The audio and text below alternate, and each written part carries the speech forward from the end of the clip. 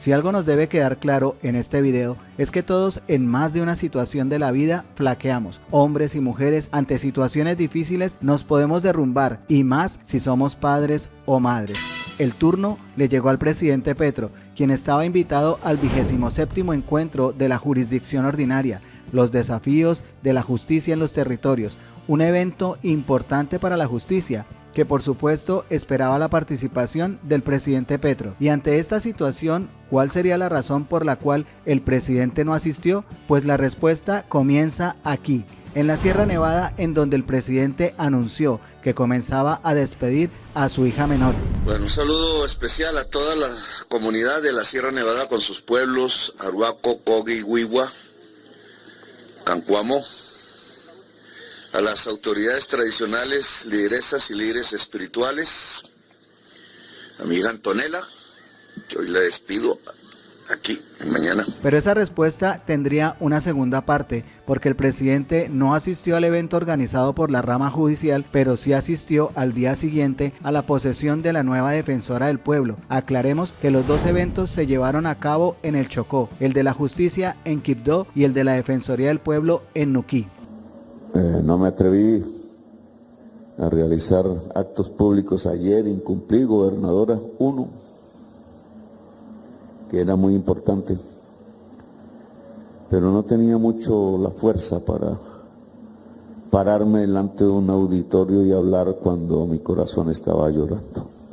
Desde luego, las críticas no faltaron y la desinformación tampoco, pero la razón por la cual el presidente no fue al evento es tan sencilla y sincera que en los próximos minutos, ustedes y yo no solo veremos hablando a un presidente, sino a un padre que ve cómo por las cosas miserables que pasan en Colombia y en las redes sociales con los niños, ya sean de los pobres, los presidentes o el ciudadano común y corriente, obligan a que se vayan de su país. ¿Y qué importa si Antonella es la hija de Petro? Es una niña que, como muchas en Colombia, se desprende de sus padres anticipadamente, y en eso, por más presidente que sea, debemos respetar su dolor como ser humano y su privacidad. Y de lo que sí podemos estar seguros es que mañana el presidente Gustavo Petro seguirá con valentía y dedicación luchando por su país.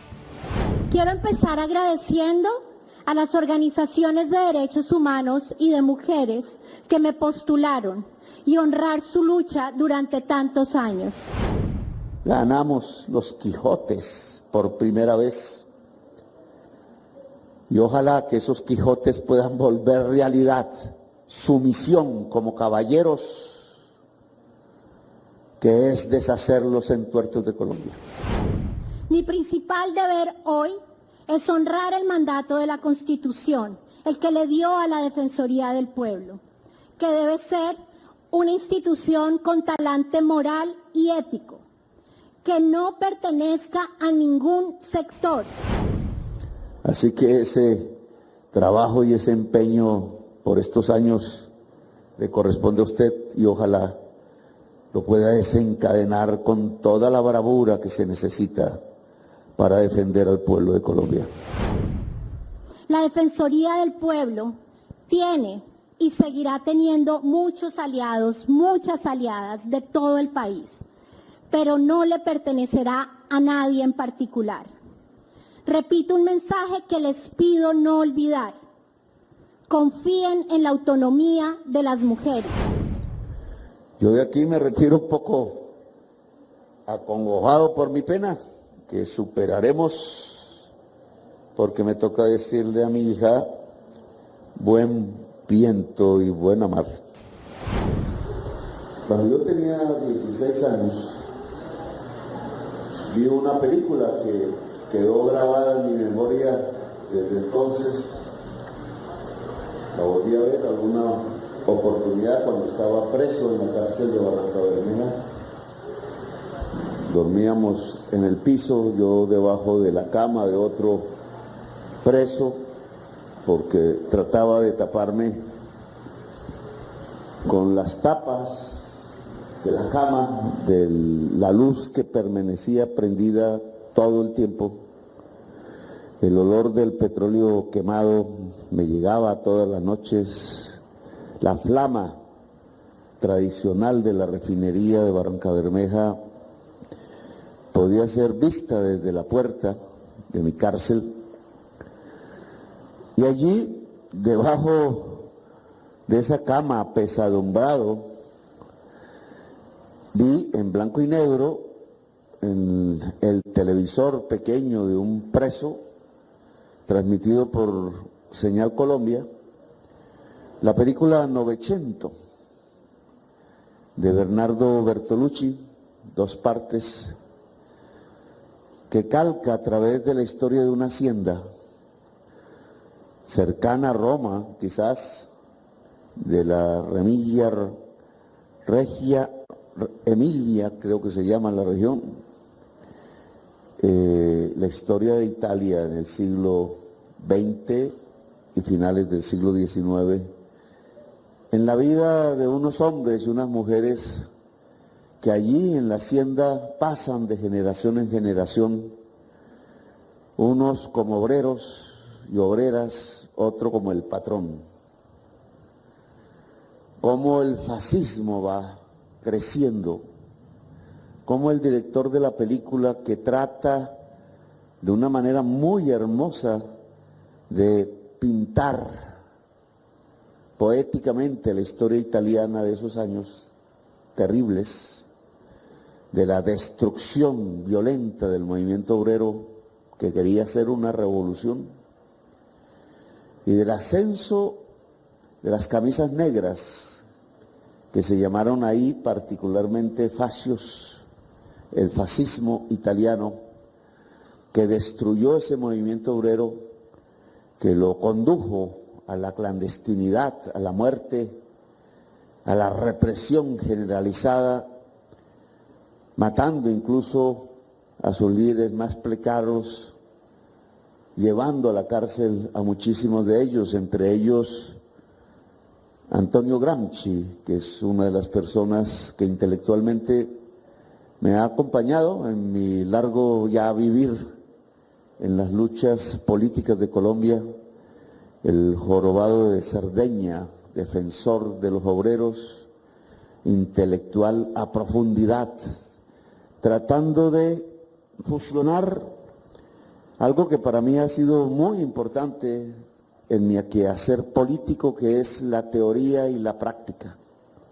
La praxis, le llaman los filósofos.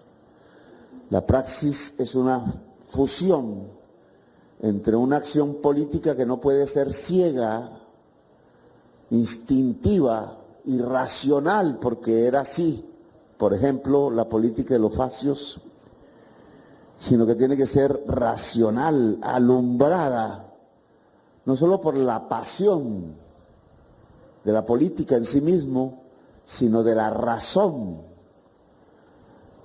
que puede llevar bajo el liderazgo de un partido, de una persona, de un grupo de personas, a una sociedad hacia un mejor vivir. La razón fundada en la ciencia.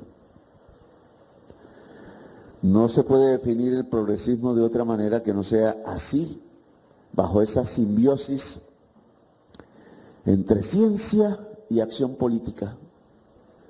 Siempre que la ciencia, sabiendo que es imperfecta, sabiendo que está inacabada, sabiendo que es un proceso largo por el cual los seres humanos se van acercando a la comprensión de la realidad, que la ciencia es lo único que puede alumbrar la política para que la política sea progresista.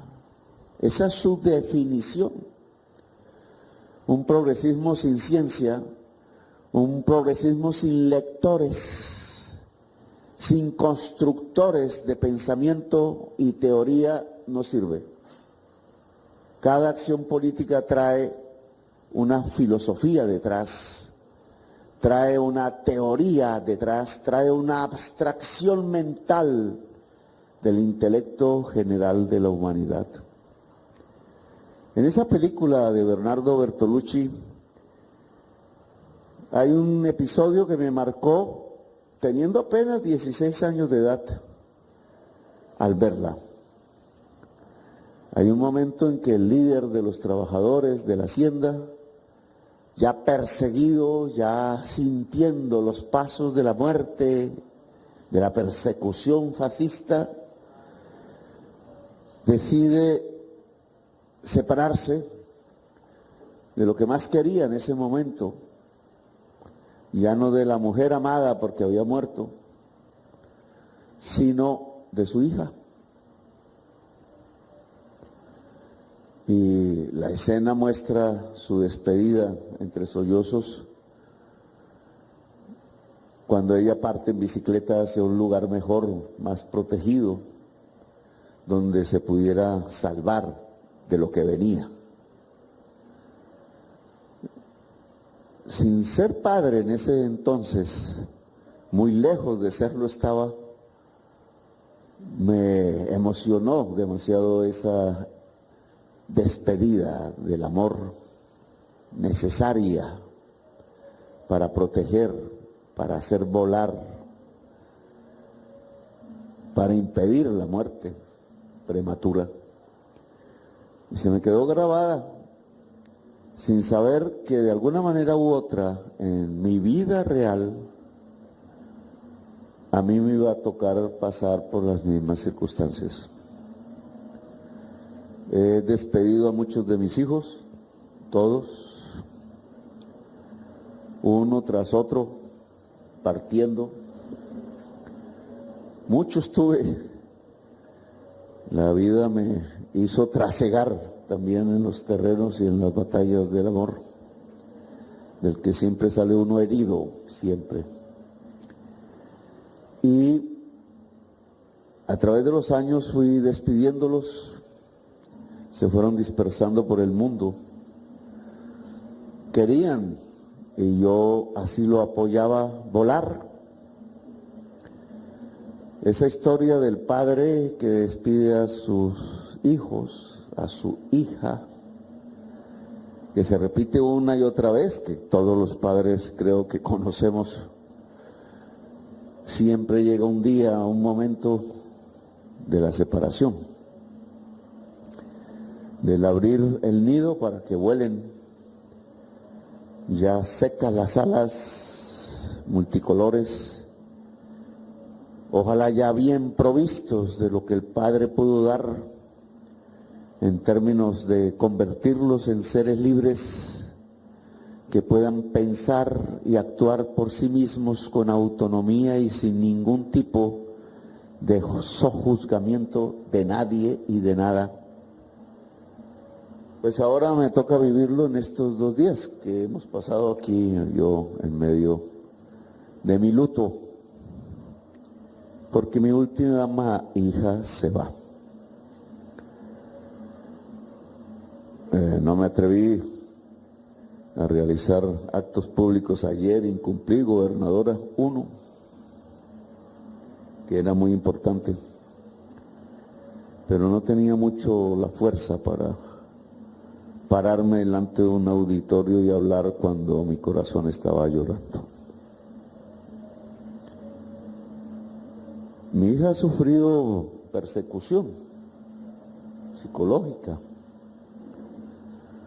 No entiende a su corta edad cómo a través de las redes, en las esquinas de las calles, en algunos lugares, así como ya pasaba con el fascismo italiano en aquella película, que se iba apoderando de la violencia, la calle, la esquina, la taberna, donde se tomaba vino y se hablaba de revoluciones, que se iban llenando las calles del miedo y del terror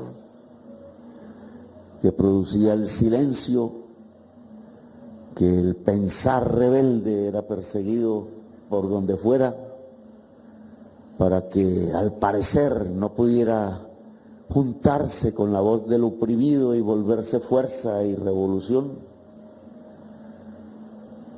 Como esa vez también Colombia lo ha vivido por mucho más tiempo, por generaciones enteras. 75 años que estamos en una guerra violenta y sin ser ella culpable, Antonella, fue sufriendo más o menos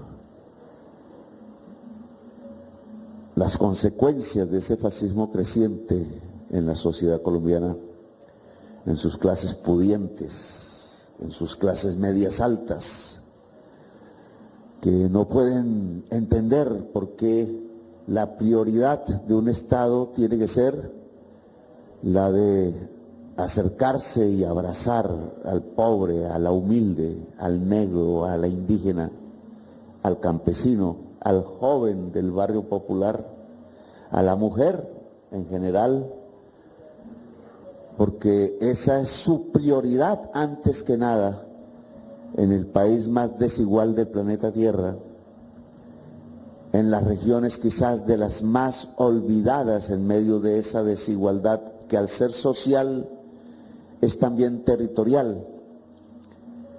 Mi hija Antonella, aprendiendo de su padre y de su colegio las ideas, sin que yo le indicara un camino preciso porque quería que ella lo escogiera, iba leyendo ahí entre las redes, oyendo en las esquinas en su colegio de sus compañeros, porque sus padres les enseñaban ese tipo de ideas, iba sintiendo la persecución permanente, diaria, teniendo apenas 11, 12, 13 años, apenas respirando los nuevos aires del vivir, apenas preparándose para volar del nido, sentía el facio, el pensamiento oscuro, sin razón, la irracionalidad por encima de todo, atacando hasta en sus hijos propios las personas que hemos decidido no callar, no arrodillarnos, ser libres y batallar una y otra vez hasta ganar a pesar de las derrotas y volver a pesar de la derrota a batallar para intentar ganar el poder del pueblo, la justicia. Mi hija decidió irse y es la última que tenía. Y realmente estoy triste, vacío, desolado.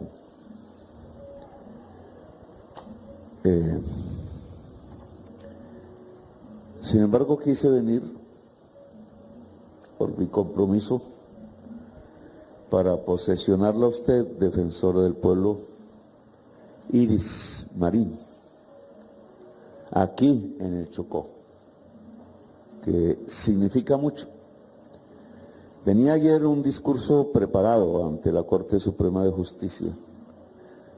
Creo que iba a ser un bonito discurso, lo había pensado, porque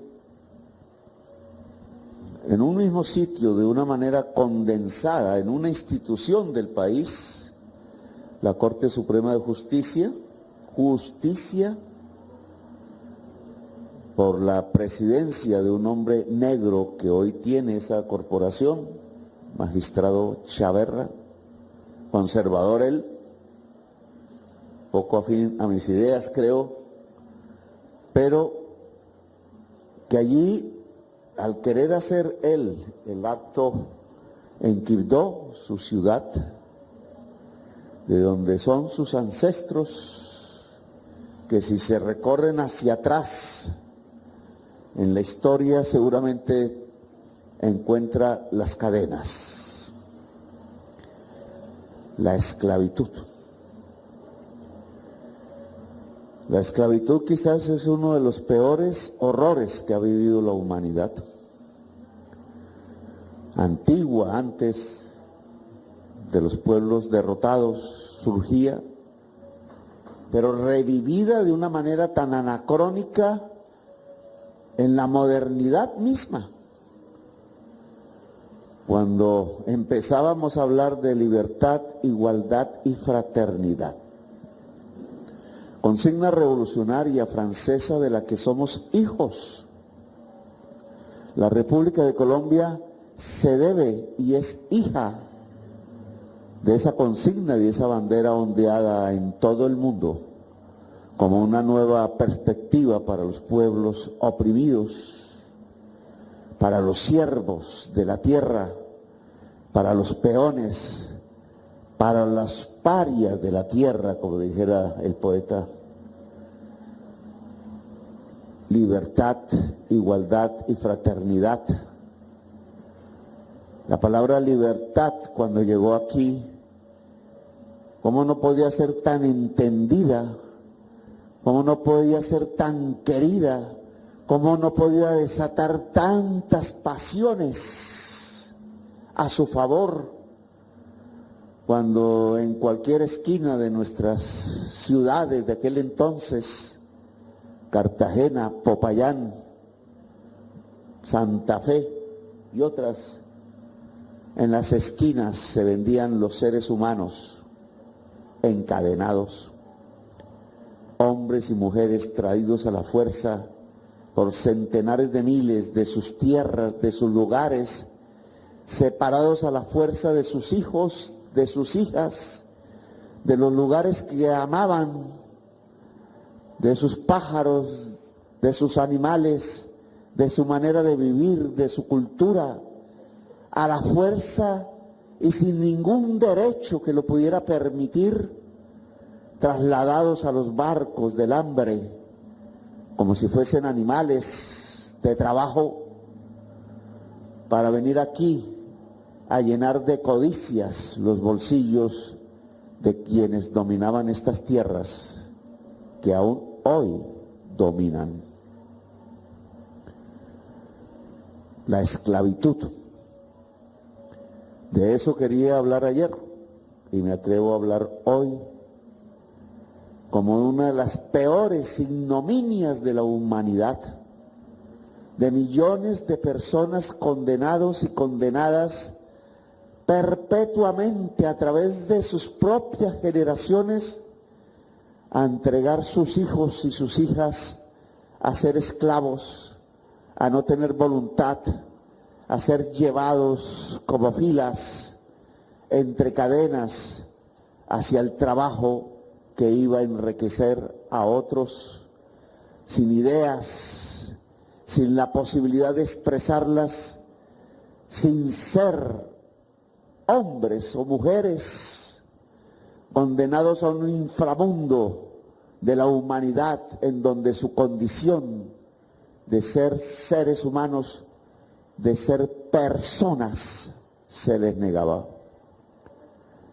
Qué bonito que sea desde un tribunal altísimo de la justicia, la Corte Suprema de Justicia, en un lugar creado por esclavos y esclavas que se liberaban a sí mismos, porque como todo deber del ser humano, anteponían ante cualquier riesgo, ante la posibilidad de la muerte, ante cualquier temor, el principio básico de ser libres, emancipados. Así se construyó el Chocó, el litoral pacífico colombiano. Así se edificó el primer territorio libre de América, de toda la América. La palabra libertad creció en un punto de seres humanos negros y negras entre sus tambores, entre sus bailes, entre su frenesí, entre su poderío cultural. Se acuñó la palabra libertad en Colombia. Allí al Palenque de San Basilio, lugar donde hace poco fui, a abrazarme con sus descendientes para ver si el calor de sus cuerpos, de sus abrazos, me permitía llenarme de la fuerza transmitida para seguir batallando por la libertad, por la dignidad del ser humano en Colombia. Bolívar hizo eso en sus tiempos de juventud, expulsado de Venezuela, de su tierra, de sus seres queridos, de su negra grande, Tomasa, de su amor que había enterrado definitivamente porque no había sobrevivido desde la España el vértigo de la diversidad natural de nuestros países.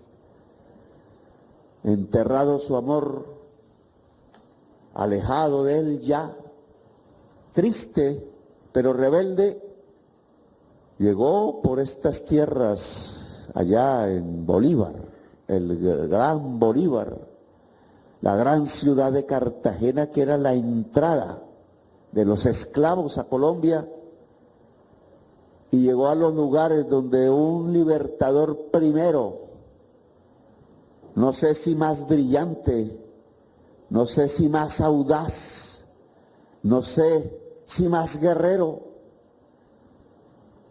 que lo antecedió y cuyo nombre es silenciado en la historia oficial de Colombia porque de eso no se cuentan a nuestros hijos y hijas. ¿Cómo fue que nos fundamos realmente como república? Bencos Biojó, el libertador de color negra, como negra era el color de José Prudencio Padilla, el que hizo la batalla definitiva por la independencia de Colombia, allá en Maracaibo, destruyendo lo que iba a ser la segunda reconquista y el ejército más grande que había visto el mundo, buscando mantener la esclavitud y las cadenas en nuestra tierra. José Prudencio Padilla, hijo de negro y de indígena guayú, propiamente un colombiano de la Colombia profunda, hombre de mar que se supo alistar en las grandes armadas del mundo y estar en sus batallas, como la de Trafalgar, y cayó preso a órdenes de reyes en ese entonces, pero donde todavía empezaba ya a gravitar en las clandestinidades del maredamen de los barcos, entre libros prohibidos y palabras que se querían callar y silenciar, libros que llegaban de la Europa, entre las maletines de los marineros árabes, también derrotados, también excluidos,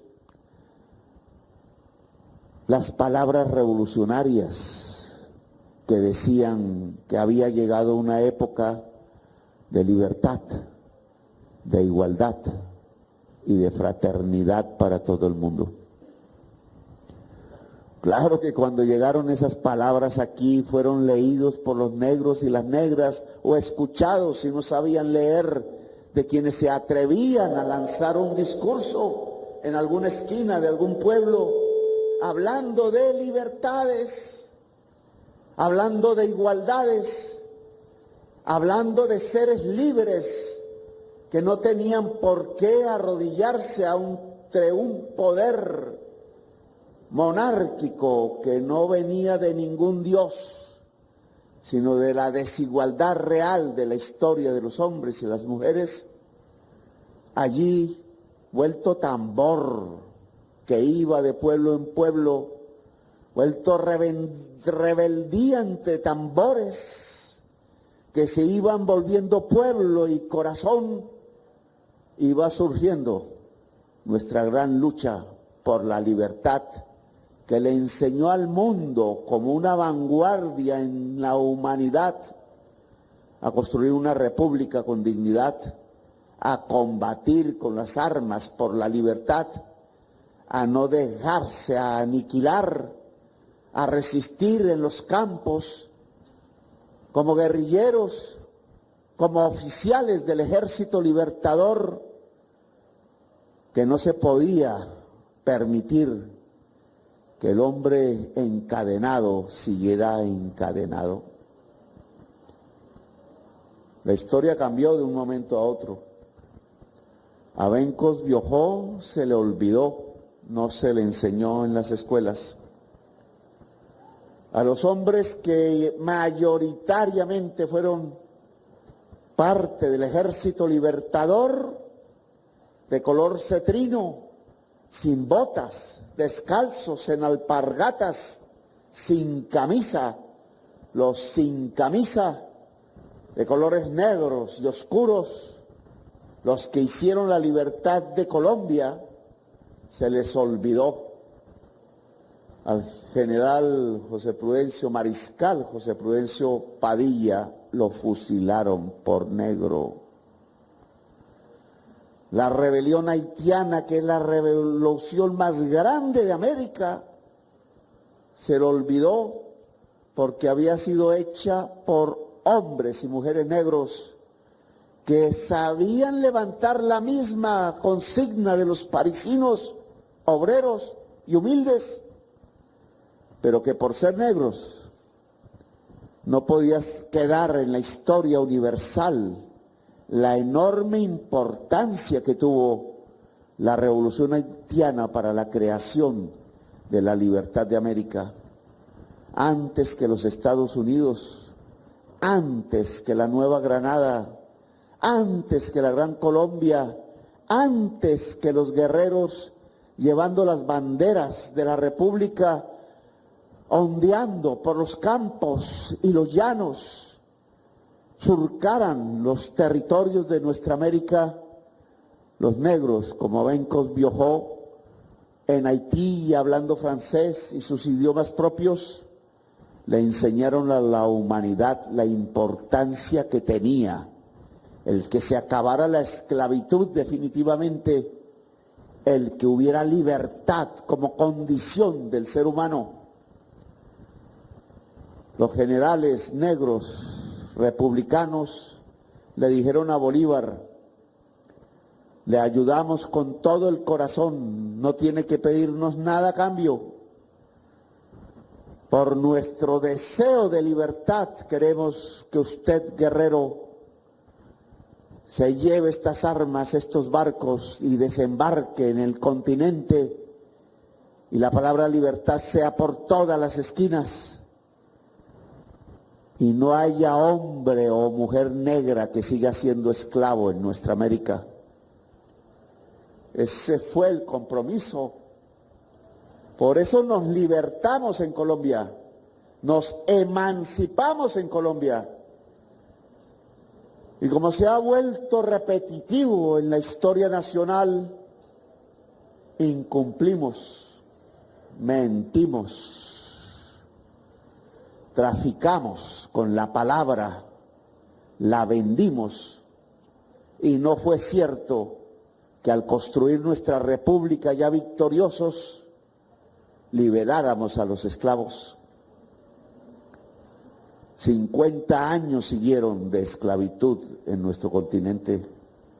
Nuevas luchas, nuevas ideas, nuevos seres humanos como el general José María Melo, el último oficial del Ejército Libertador, después de que se decretara el fin del ejército, porque había cometido el pecado de aliarse con los obreros en Santa Fe de Bogotá y había cometido el pecado de apoyar en que en Colombia un presidente indígena por primera vez gobernara los destinos de la patria, llevándola hacia la consecuencia que traía el ser república, el ser una democracia, el permitir el poder del pueblo y no de las oligarquías.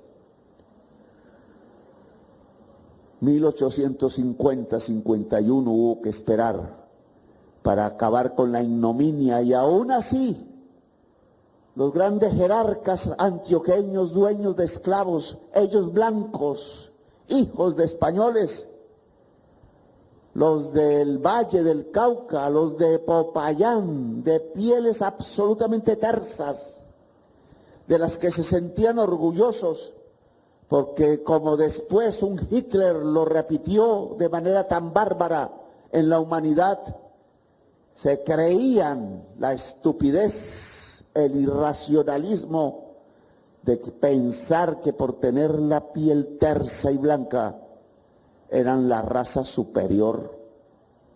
y que tenían como designio divino, per se, por la eternidad, dominar el mundo, conquistarlo, aplastarlo bajo sus ideas, formatearlo bajo sus creencias, aplastando las creencias de los demás.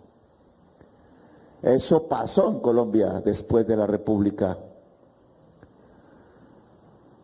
Sojuzgaron a nuestro propio pueblo.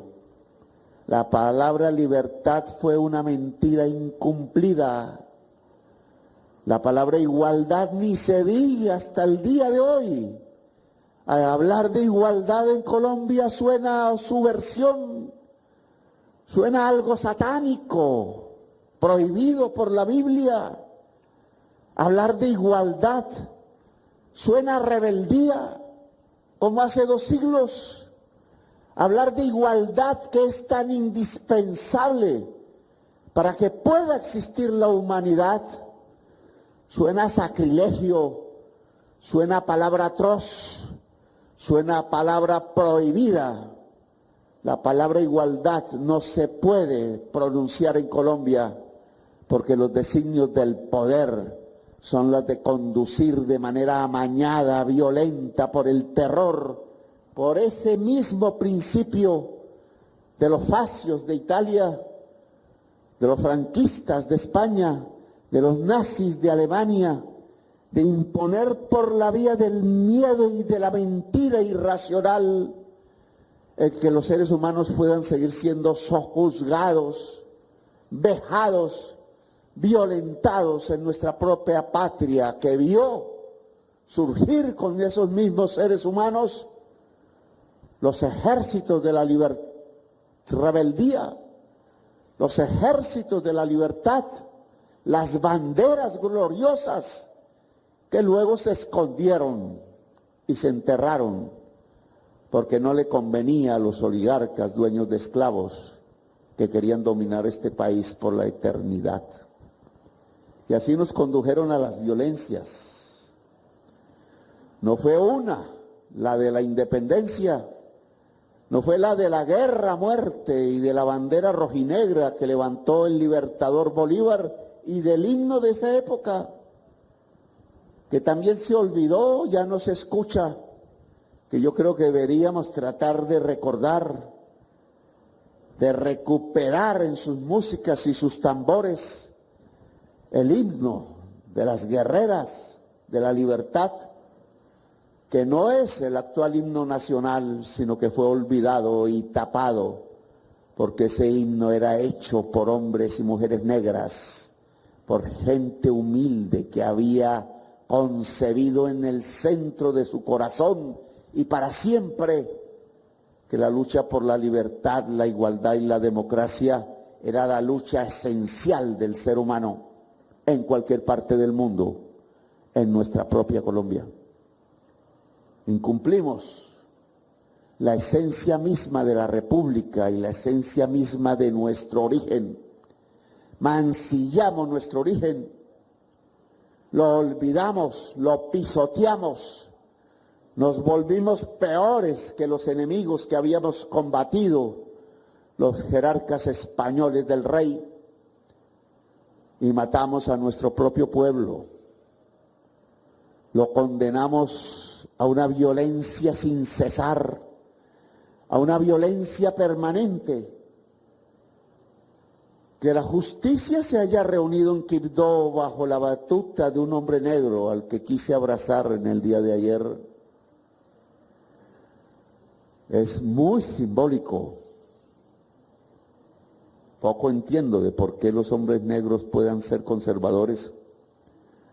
No lo comprendo muy bien, pero son negros que se liberan y que hoy, conduciendo la justicia, pueden condensar casi que en un momento propicio de la historia como una negación de nuestro propio incumplimiento.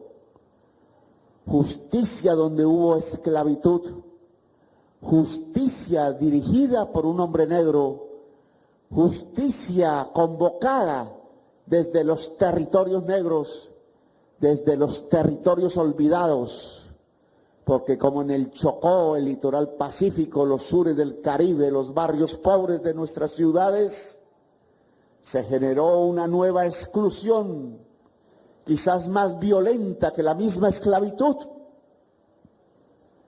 Quizás aún seguimos siendo esclavos. Las cadenas físicas se rompieron, pero quedaron las cadenas del alma, construidas una y otra vez a través de los medios, de la desinformación, a través del terror, de la masacre, de la muerte continuada en los campos y ciudades, enseñándole, como decían los facios, al pueblo a ser dominados, a ser rebaños, a ser sojuzgados, a no pensar en la palabra libertad mientras se tiene hambre, a no pensar en la palabra igualdad mientras no hay que llevarle a los hijos la comida, a no pensar en la palabra solidaridad cuando nos van asesinando de a poquitos uno a otro en los campos y ciudades de Colombia.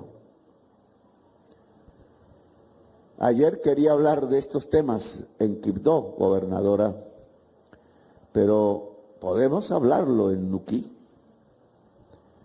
hermosa tierra de negros y de negras, en el territorio olvidado del Chocó, en los territorios de las negritudes y de los indígenas que resistieron a pesar de todo riesgo y calamidad, a pesar del hambre, a ser libres. Esa convocatoria hoy, ¿cómo debería resonar en el corazón de cada colombiano y colombiana? A pesar del hambre, ser libres, como los cartageneros que se morían de hambre antes de arriar la bandera de la libertad. El hambre no es la excusa para dejarnos llevarnos a la esclavitud. El terror, la mentira, no es excusa. El deber de todo ser humano, su principio esencial, es ser libre, espíritu libre. Esas esclavitudes de hoy tienen otras cadenas, tienen otras poblaciones que quedan sujetados por el dominio de la férula, del látigo. Hombres de a caballo con el látigo pegando en las espaldas aún existen hoy. Y son hombres. Y a quienes le pegan es a las mujeres. La condición de la mujer en Colombia es una condición de esclavitud permanente, perpetua, por generaciones. Se conducen a la madre, a las hijas, a las nietas, igual que antaño, a la esclavitud, a tener que obedecer al hombre en silencio, a servirle, a cocinarle, a lavarle todas sus inmundicias, a aceptarle todo lo que quiera. Es el señor de la casa, el que primero debe ser servido en la mesa, el que mejor tiene que comer, así no quede comida para el hijo o la hija, como pasa en La Guajira. El Señor, de nuevo, como era el Señor de la tierra, como era el Señor del poder, ahora el Señor sobre sus hijos, sobre su, entre comillas, mujer, sobre la mujer de Colombia. ¿Cuánto han vivido las mujeres de Colombia en estas décadas de nuestra historia?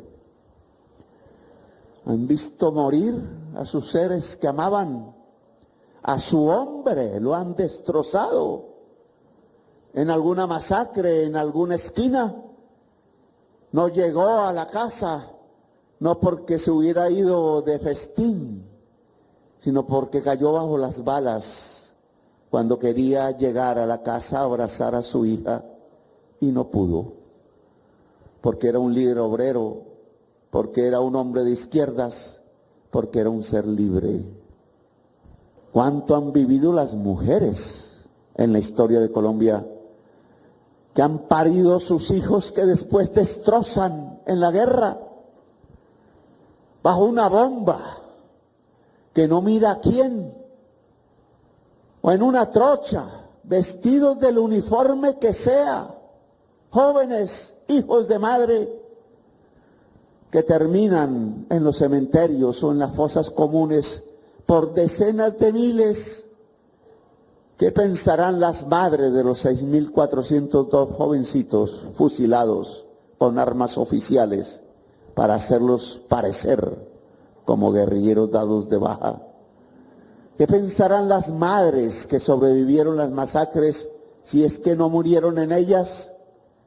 En esas regiones donde el desplazado se vuelve voz común y corriente en los barrios populares. Los desplazados, como los desechables, como los parios de la tierra. La enorme crisis humanitaria, bien lo decía Iris, que se condensa en la crisis humanitaria sobre la mujer en Colombia. La mujer en Colombia es esclavizada y vejada porque no hemos sido capaces de cumplir la promesa revolucionaria de 1810, de 1819, de construir una república democrática de seres libres, iguales y solidarios. No hemos sido capaces hasta ahora. Quizás este gobierno empiece a marcar la diferencia, eso espero. Y por eso quise, Iris, que la terna para la Defensoría del Pueblo fuese de mujeres. ¿Quién más puede defender al pueblo de Colombia de sus vicisitudes, de su desprotección permanente, si no son las mujeres las que tienen que tomar las banderas que dejamos a media asta, a media victoria, medio victoriosas, medio ensuciadas de sangre, medio enlodadas por la traición? Las mujeres son las que tienen que limpiar esas banderas, rehacerlas, volverlas a coser, quitarle las heridas, bañarlas de amor y de besos y levantarlas con la dignidad que muchos hombres no tuvieron. Levantar las banderas de una nación donde se respete al ser humano. La constituyente, episodio breve de democracia en Colombia, generó esta institución, la Defensoría del Pueblo, para defender al pueblo, al humilde, a la voz desprotegida, a la mujer. Y por eso he querido que la terna, que por facultad constitucional se me atribuía para la elección, fuese toda de mujeres, para que saliera de allí elegida una mujer, que le pudiera decir a todas las mujeres de Colombia: llegó el momento de lavar las banderas de las traiciones y las heridas y las sangres y levantarla para defender al pueblo, para defender sus derechos, para una nueva emancipación, para un nuevo ejército libertador, para unos nuevos hijos que cabalguen con las banderas de la libertad permanentemente y victoriosamente. Por eso usted es defensora del pueblo, Iris, y tiene una gran responsabilidad, porque es usted bandera en este momento. A veces le pesa a uno cuando lo ungen los designios de la historia, las decisiones populares, y dicen: usted es. Adelante, vaya de primero, asuma el riesgo, déjese tocar del pueblo, nunca lo olvide, y nunca lo traicione, pero marche hacia adelante. Ahora a usted le toca, como mujer, como miembro de una organización de derechos humanos que para mí fue vital, porque como líder político me defendió,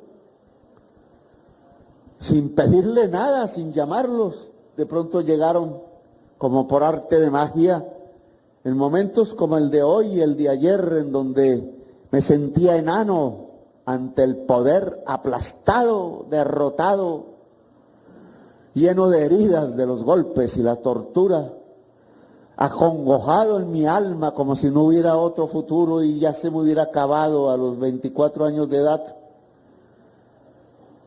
llevado a la prisión por militares que no sabían del derecho,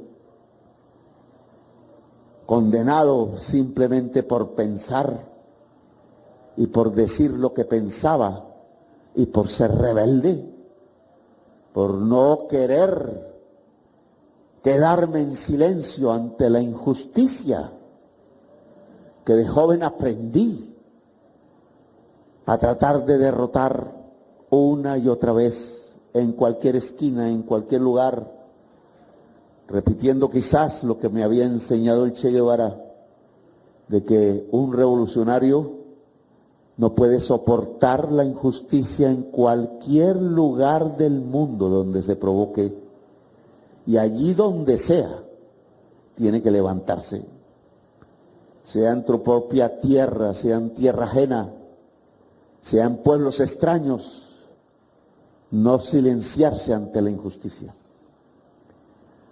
Usted es la directora ahora de la institución que no se puede silenciar ante la injusticia, que no puede ser traficada en politiquerías, en transacciones oscuras, que tiene a través de cada uno de sus empleados y empleadas que saber a ciencia cierta que ese es el espacio dentro del Estado del pueblo, que allí están sus esperanzas de defensa, que puede ser judicial o no.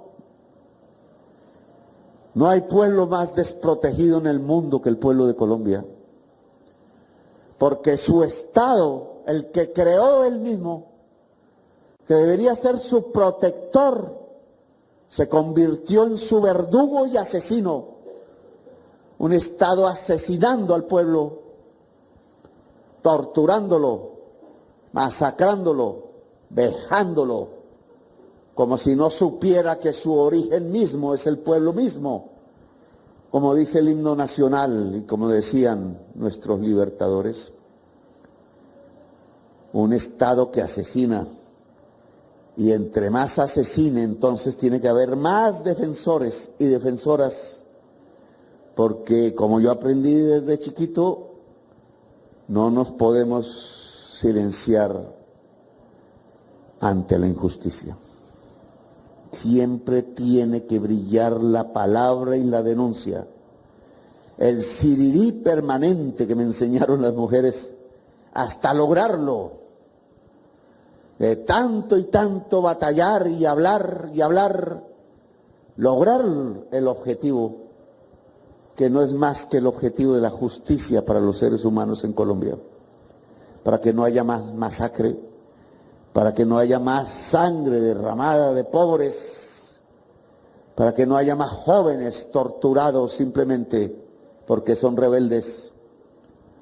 Aún no hace mucho, un fiscal le dio orden a todos sus fiscales de, al recoger en las cárceles a los miles de jóvenes que se habían levantado exactamente como el libertador Bolívar, a decir de nuevo que hubiese dignidad en sus barrios, en sus ciudades, en sus pueblos, tratados como rebaños, descuartizados en sus cuerpos, jóvenes, violadas muchas de sus mujeres sexualmente por el Estado, sus ojos reventados porque les disparaban directo para ver que ningún otro joven, por miedo a perder su visión, su mirada del mundo, de la belleza, entonces se amedrentara para no protestar ante la injusticia. Esos jóvenes somos nosotros también. Esos jóvenes son Bolívar, de nuevo resucitado en sus almas. Bolívar, decía el poeta, resucita cada 200 años. Y ha resucitado entre nosotros, entre ustedes, mujeres, que de nuevo la cunan para que libre su batalla. Esos jóvenes fueron llevados a las cárceles por miles. Los mismos que hoy hipócritamente hablan de Venezuela y de dictaduras allá, multiplicado por 3 lo hicieron en Colombia hace 3 años. Hipócritas. Ven dictadores afuera, pero no ven su propia dictadura y su propia podredumbre adentro. Buenos los jóvenes que protestan allá, pero malos los jóvenes que protestan acá. Las periodistas del poder, las muñecas de la mafia, construyeron la tesis del terrorismo en la protesta y la criminalización del derecho genuino a protestar y a decir basta. Ahora le toca a usted, defensora, defenderlos contra ese fiscal de la ignominia, de la ignorancia, de los que creyeron que por ser hijos de papi y mami y estudiar en la misma universidad tenían el privilegio de dictaminar las decisiones sobre nuestro pueblo y condenarlo a la injusticia. Hay que deshacer el entuerto, como decía el Quijote de la Mancha.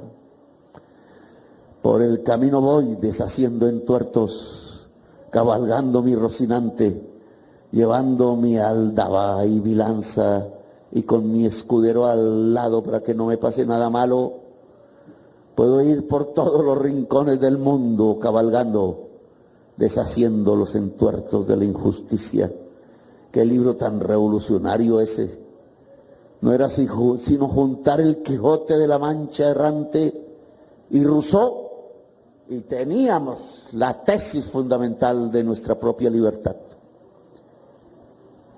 Los colombianos nos hemos dividido entre Quijotes que aún cabalgamos y los que quieren matar a los Quijotes, silenciarlos.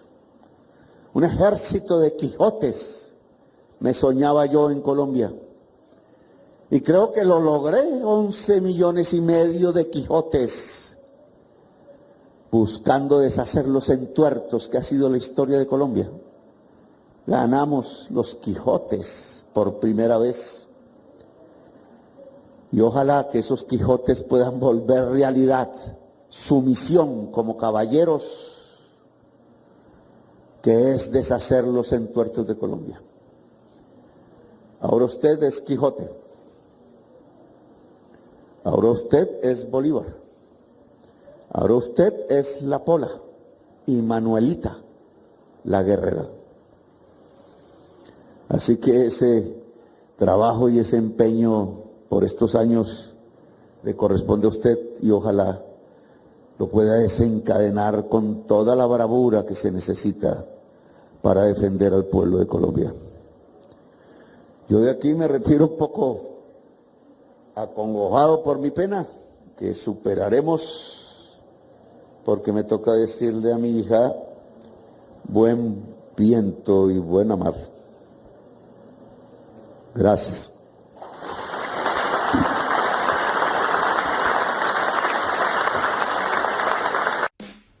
Gracias por hacer parte de la comunidad Magenta Radio. Si te gustó el video, por favor compártelo, comenta y por supuesto darle like. Nos vemos en el siguiente video.